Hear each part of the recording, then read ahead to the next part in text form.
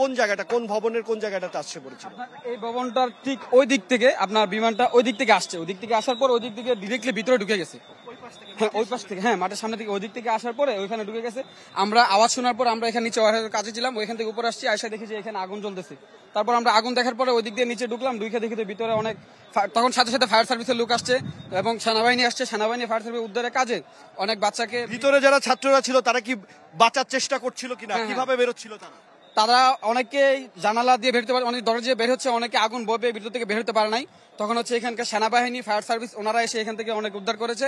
অনেক বাচ্চা আমরা দেখতে পাচ্ছি অনেকে মৃত এবং অনেক বাচ্চা গা পুড়া গিয়েছে। আচ্ছা আচ্ছা, যে আশঙ্কা করছেন আপনারা, যেমনটি তিনি শুনছিলেন, ধন্যবাদ। উনি এই জায়গাটিতে পাশের ভবনেই তিনি ওয়ার্লিং এর কাজ করছিলেন। তিনি বলছিলেন যখন এই ভবনটির ভিতরে বিমানটি আছড়ে পড়ে এবং অগ্নিসংযোগের ঘটনা ঘটে, তখন ভিতরে অনেক ছাত্ররা তারা চেষ্টা করেছিলেন জানলা দিয়ে বের হয়ে আসার। যারা আতঙ্কিত হয়ে ভিতরে থেকে গেছেন তারা হয়তো বা তাদের কপালে আসলে কি ঘটেছে এখনো পর্যন্ত সেই বিষয়ে কিন্তু নিশ্চিত হওয়া যাচ্ছে না।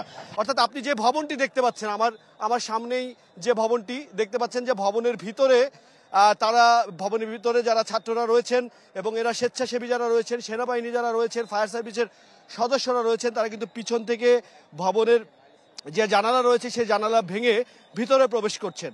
অর্থাৎ সামনে দেখতে পাচ্ছি ফায়ার সার্ভিসের তিনটি গাড়ি, একটু আগে হেলিকপ্টার যোগে হেলিকপ্টার এসেছিল সেখানে আহত যারা আছে তাদেরকে নিয়ে যাওয়ার জন্য। এবং দেখতে পাচ্ছেন যে এই যে ভবনটি, এই ভবনটি থেকে ভবনটিতে আগুনের লেলিহান শিখার যেই চিহ্ন, সেই চিহ্ন কিন্তু আপনারা দেখতে পাচ্ছেন। অর্থাৎ এই জায়গাটিতে, এই ভবনটিতে তখন ক্লাস চলছিল, 1 থেকে ক্লাস 8 পর্যন্ত যেই সেকশনটি রয়েছে সেই সেকশনের ছাত্ররা এখানে মূলত ক্লাস করছিল এবং সেখানে এসে আসলে আছড়ে পড়ে এই বিমানটি। এবং দেখতে পাচ্ছেন যে উৎসুক জনতা এবং এছাড়াও যারা সহযোগিতা করতে আসছেন, স্বেচ্ছাসেবক যারা, তারা কিন্তু অনেকটা হিমশিম খাচ্ছেন এই উৎসুক জনতার কারণে।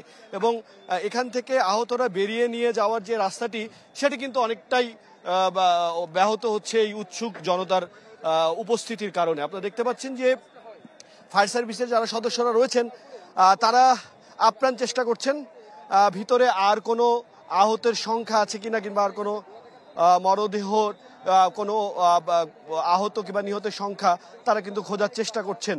এবং ভিতরে কি পরিমাণ এখনো পর্যন্ত রয়েছেন ছাত্রছাত্রীরা, সে বিষয়ে কিন্তু এখনো পর্যন্ত আমরা নিশ্চিত হতে পারিনি।